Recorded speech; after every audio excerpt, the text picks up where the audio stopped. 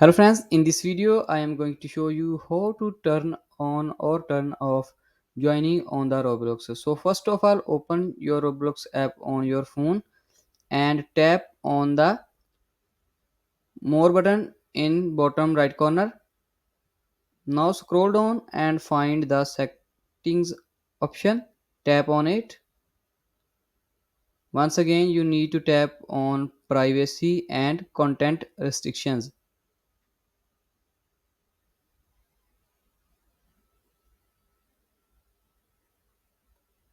Tap on visibility and private server.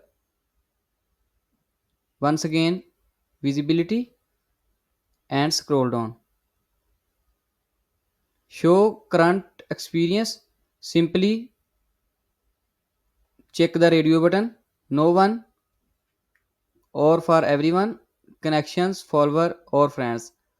I hope you enjoyed this video. If you found this video helpful, please thumbs up and don't forget to subscribe my channel for more videos like this. Thank you. Bye and take care. See you in the next video.